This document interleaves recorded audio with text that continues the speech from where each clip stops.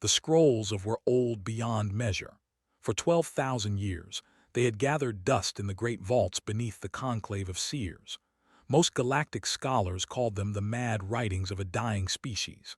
They had burned themselves out long ago.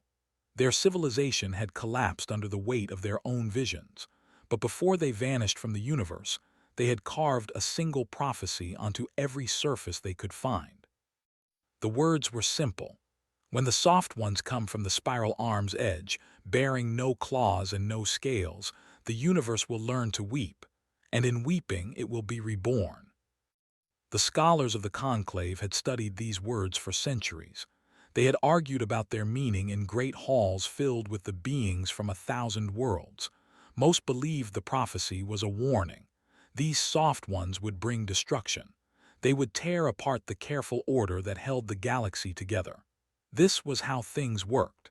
This was how things had always worked. The strong dominated. The weak perished. Kindness was nothing but a weakness waiting to be exploited. Every species that rose to power understood this truth. It was written into the bones of the universe itself. Then humanity stumbled into the galactic community. First contact happened because of an accident. A cargo hauler was making its way through an uncharted system when an asteroid struck its hull. The ship's engines died. Life support began to fail. Captain, a veteran of 40 years in the trade lanes, watched his instruments flicker and go dark. He was going to die here in the cold dark between stars, or perhaps something worse would find him first. His ship had drifted near a small blue planet where a primitive species was testing their first faster-than-light drives. Everyone knew what happened when newly spacefaring races found helpless aliens. They captured them. They studied them. They took them apart to learn their secrets. Prepared for the worst. But when the primitive ships approached, they did not fire their weapons. They did not deploy boarding parties armed for conquest. Instead, they sent a simple message asking if he needed help. Did not know how to answer. In all his years traveling the galaxy, no stranger had ever asked him that question. The humans came aboard with medical supplies. Their technology was crude compared to standards. Their tools were simple. Their ships were slow.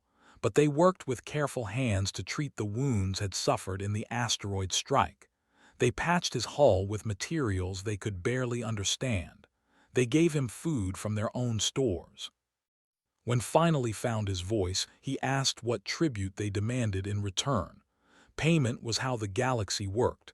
Everything had a price. Nothing came without cost. The humans looked at each other with confusion on their strange, flat faces. "We don't want anything," their captain said. "You needed help, we helped, that's all." Did not believe them. He spent the rest of his repair time waiting for the other shoe to drop. He searched for the hidden motive. He looked for the trap. Surely these creatures wanted something. Surely there was a scheme behind their kindness. But there was nothing. When his ship was ready to fly again, the humans simply wished him safe travels and went back to their small blue world. Returned to space with a story no one believed. His fellow captains laughed at him in the trade halls. His own family thought the asteroid strike had damaged his mind. Humans who helped strangers for no reason. Impossible. Absurd. The galaxy did not work that way. But the story spread. It traveled from port to port along the trade routes. It reached the ears of the conclave of seers. The conclave did not laugh. The conclave never laughed. They sent observers to watch these strange new creatures from the edge of the spiral arm. The observers were experts in studying alien species. They had thousands of civilizations across millions of years. They knew every trick, every deception, every long game that ambitious species liked to play. They watched humanity for 10 of their years. They studied their worlds. They monitored their communications. They analyzed every aspect of their society. The observers found something they could not explain. Humans built hospitals before military bases on their colony worlds. They considered helping strangers a normal part of life. They had a concept called paying it forward that formed the foundation of their social structure. Their earliest laws protected travelers and wanderers. They believed that strangers deserved shelter and food simply because they were alive. The observers sent their report back to the conclave. The message was short and filled with confusion. They appear to genuinely care about the of others. We do not understand why. The conclave debated for decades. Some argued that this was an elaborate trick. Humans were playing a long game that would reveal itself in time. Others believed the species was simply too young to understand how the universe worked. They would learn. They would grow cruel like everyone else. They had to. But as the years passed, humanity did not change. They expanded into the galaxy with open hands instead of clenched fists. They offered trade partnerships based on fair dealing. They shared their technology without demanding control. When other species attacked them out of fear or greed, humans defended themselves but refused to pursue revenge. Some species tried to exploit this gentleness. The raided human colonies expecting easy plunder. They found instead that humans fought fiercely to protect their own. They were soft, yes. They were kind. But they were not weak. They simply refused to be cruel. Other species began to watch humanity with growing interest. The who had heard story passed down through generations sent formal ambassadors. They expected to find the usual dance of power and leverage. Instead, they found partners who genuinely wanted everyone to benefit from their agreements. Old, now ancient and near death, lived long enough to see the first human friendship treaty signed. He watched from his bed as the ceremony played across the viewing screens. Humans and clasping hands in a gesture of trust. "I told you," he whispered to his gathered around him. "I told you all. They helped me for nothing at all." Word of the treaty spread. Other species began to approach humanity. Some came with suspicion. Some came with hope. All of them left changed in some small way. The conclave watched all of this with growing alarm. They had maintained galactic order for longer than most species had existed. They kept the peace through careful balance. They made sure every species remained suspicious of every other. They ensured that self-interest was the only reliable motivation. This was stability. This was control. Kindness was chaos. Kindness was unpredictable. And kindness, they realized with something close to horror, appeared to be spreading. In the deep vaults where the scrolls gathered dust, a young archivist read the ancient prophecy again. She had read it 1,000 times before. The words had never changed. But now, as she heard reports of human ships bringing aid to strangers, of human diplomats seeking peace instead of advantage, she felt something stir in her hearts. "The soft ones," she murmured to herself in the empty vault, "they have come." She looked at the second part of the prophecy, the part about the universe learning to weep, the part about being reborn. For 12,000 years, her predecessors had assumed this meant destruction, catastrophe, the end of everything the galaxy knew. But as she traced the ancient words with her fingers, the young archivist wondered if perhaps they had all been reading it wrong. Perhaps weeping did not mean sorrow.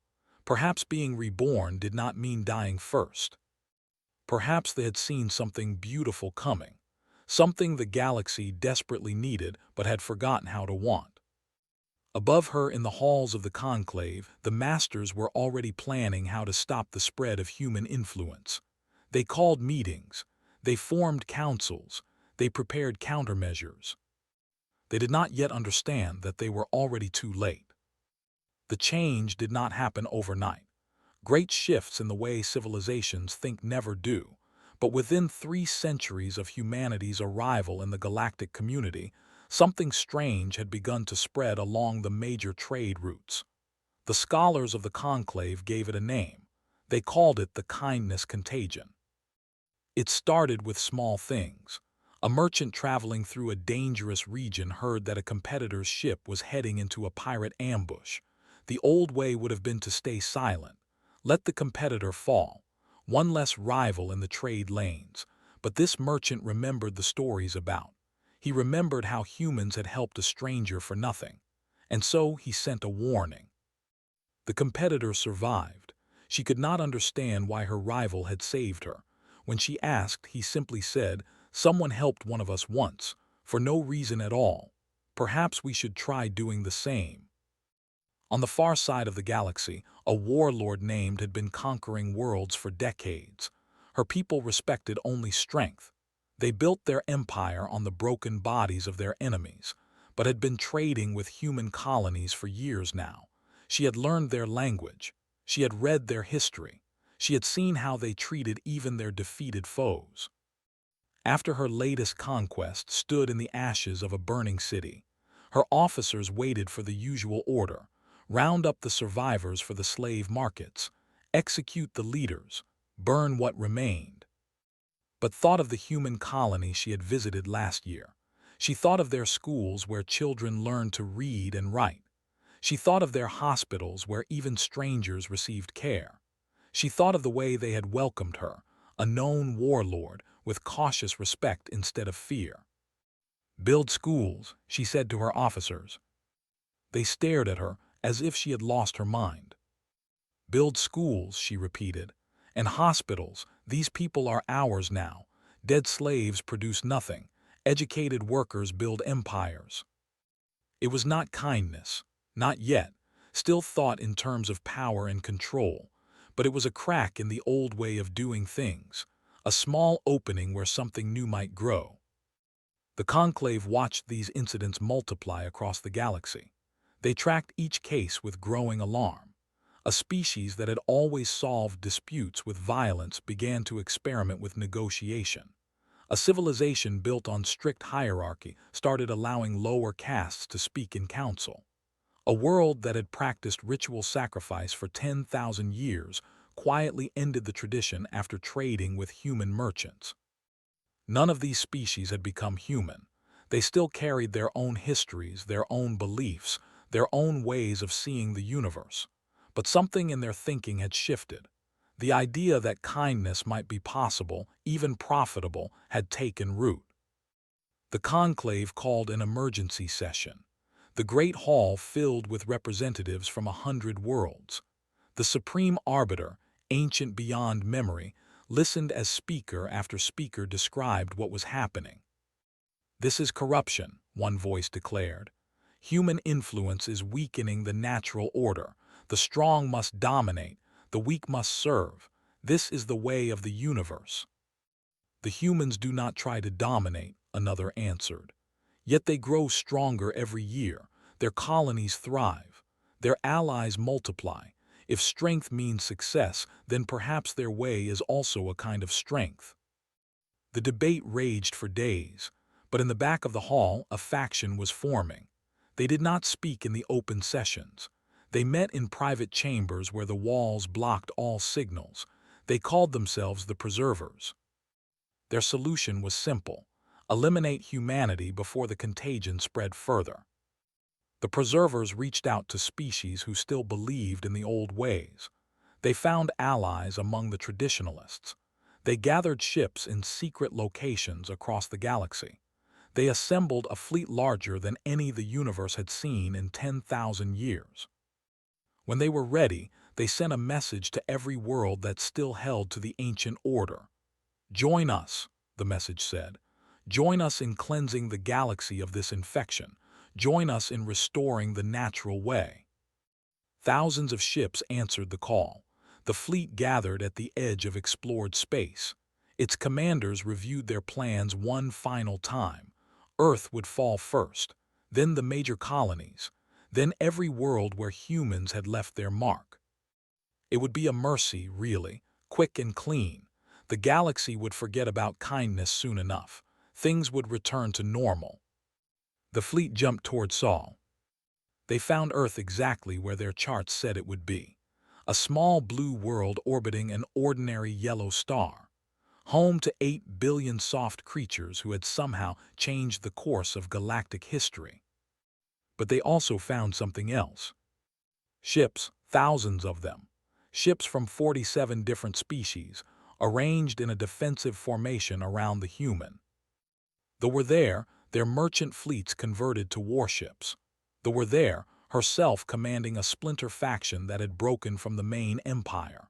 The crystalline were there, their light-based vessels gleaming like stars. Even 3 conclave species had defected, their representatives broadcasting a simple message to the incoming fleet. "We will not let you do this. We have come to defend those who showed us another way." The fleet commander stared at his tactical display. The math was clear. His force was larger. His weapons were more powerful. He could still win this battle if he was willing to pay the price. But as he looked at the ships arranged against him, he saw something that made him hesitate. These species had been enemies for. The Enda had fought 3 wars in living memory. The had refused to speak with any other species for 10,000 years. Yet here they were, standing together, fighting together, for humans.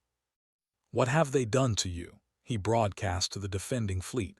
"What trick have they played? Why would you die for creatures you barely know?" His voice came back across the void. "They showed us we could be better than we were. We choose to prove them right." The fleet hung in space for 3 long days. The commander sent reports back to the preservers. He requested instructions. He asked for guidance. None came. The preservers had expected a quick victory. They had not planned for this. On the 4th day, ships began to break away from the invasion fleet. First a few, then dozens, then hundreds. They did not join the defenders. They simply left. Their captains had looked at the forces arrayed against them and asked themselves a question they had never asked before. What were they fighting for? The old way, the way of strength and domination, the way that had brought nothing but endless war and endless suffering for as long as anyone could remember. The commander watched his fleet dissolve around him. In the end, he ordered a retreat. There was nothing else to do. The preservers had failed. The conclave fractured, and across the galaxy, beings who had never questioned the way things were began to ask a new question. What if they could be different? 1,000 years had passed since humanity first touched the stars. The galaxy had changed in ways that would have seemed impossible to the beings who had lived in those early days. Wars still happened sometimes. Cruelty had not vanished entirely, but something fundamental had shifted in the way civilizations treated each other. The being who drifted through the garden had once been the supreme arbiter of the conclave of seers. In those days, he had been one of the most powerful individuals in the galaxy. His word had been law across 1,000 worlds. Now he was simply old, old beyond measure, old enough to remember when kindness was considered a weakness. The garden had once been the most notorious slave market in the Outer Rim. Beings from 100 worlds had been bought and sold within these walls. Screams had echoed off the stone. Blood had stained the floors. Now children played here, their laughter filling the air like music. The old arbiter watched them. Children chased youngsters through the flower beds. A group of human teenagers sat in a circle with crystalline youth, sharing music through devices that translated sound into light. A pair of ancient enemies taught each other games from there. He found a bench near the center of the garden and lowered himself onto it with a groan. His body was failing.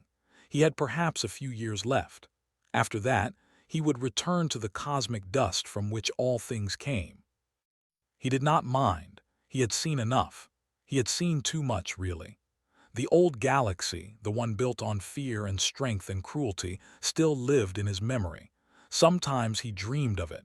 He would wake up expecting to hear reports of wars and conquests and betrayals. Instead, he would hear about new hospitals being built, new schools opening their doors, new worlds being discovered and greeted with open hands instead of weapons. A human sat down on the bench beside him. She was elderly by their standards, her hair white and her face lined with age. She carried a small bag of seeds and was scattering them for the small, iridescent creatures that gathered at her feet. They might have been birds. They might have been something else entirely. The old arbiter had stopped trying to classify every new he encountered. They sat in comfortable silence for a while. The children played. The creatures ate their seeds. The stars wheeled overhead in their eternal patterns. "Do your people ever wonder," the Arbiter finally asked, "how it all happened? How you changed everything?" The old woman smiled. It was a gentle expression, warm and unguarded. "We get asked that a lot," she said, "by historians, by philosophers, by aliens who want to understand." "And what do you tell them?" She scattered another handful of seeds. "We tell them we did not change anything. We just reminded everyone what they had forgotten." The Arbiter turned this over in his ancient mind. Forgotten. Every species has kindness in them somewhere. I truly believe that. Even the ones who seem completely lost to cruelty. But the galaxy had been running on fear for so long that everyone had buried that part of themselves. They thought they had to. They thought it was the only way to survive. "It was," the Arbiter said. "For millions of years it was." "Maybe," the woman shrugged her thin shoulders. "Or maybe everyone just believed it was because everyone else believed it was. Maybe all we did was show that another way was possible, that you could be kind and still survive, that helping others did not have to make you weak." The Arbiter thought about this. He thought about the fleet that had come to destroy Earth 1,000 years ago.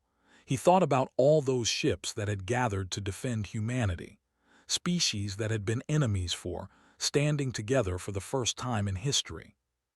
"We made it safe," the woman said, as if reading his thoughts. "Safe to be kind, safe to help strangers, safe to trust.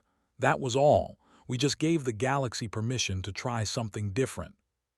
"The prophets," the Arbiter murmured. "They said you would reshape the universe." "Did they?" The woman's eyes crinkled with amusement. "I think the universe reshaped itself. We just gave it permission." Somewhere in the garden, a child laughed. It was a pure sound, free of fear or worry. A child, by the sound of it. 1,000 years ago, children had been trained for war from the day they could walk. They had learned to fight before they learned to speak. Now they played games and learned songs and grew up believing that strangers might become friends. The old Arbiter felt something wet on his face. He touched his cheek and found tears there. He had not wept in centuries. He had almost forgotten what it felt like. "The prophecy," he said, "it spoke of weeping." The woman nodded. "We know, your archivists have shown us the translations. The universe will learn to weep." Everyone assumed it meant sorrow, destruction, the end of everything. And instead, the Arbiter looked at the tears on his fingers. He looked at the children playing. He looked at the garden that had once been a place of suffering and was now a place of joy. "Joy," he said, "they meant joy." The woman reached over and took his hand. Her skin was warm and soft. "They saw something beautiful coming," she said. "Something the galaxy desperately needed but had forgotten how to want. They saw beings learning to feel again, learning to care again, learning to weep with happiness instead of pain." Above them the stars continued their eternal dance. The same stars that had witnessed eons of war and cruelty and suffering, but they looked different now, softer, gentler, as if they too had learned something new.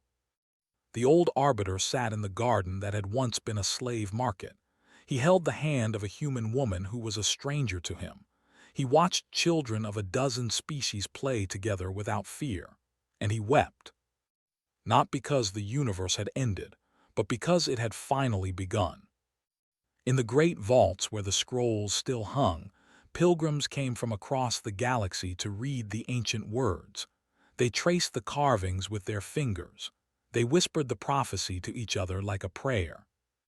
"When the soft ones come from the spiral arm's edge, bearing no claws and no scales, the universe will learn to weep, and in weeping it will be reborn." The soft ones had come. The universe had learned to weep, and somewhere in whatever realm the now inhabited, the old prophets smiled. Their vision had come to pass, and it was more beautiful than even they had dared to hope.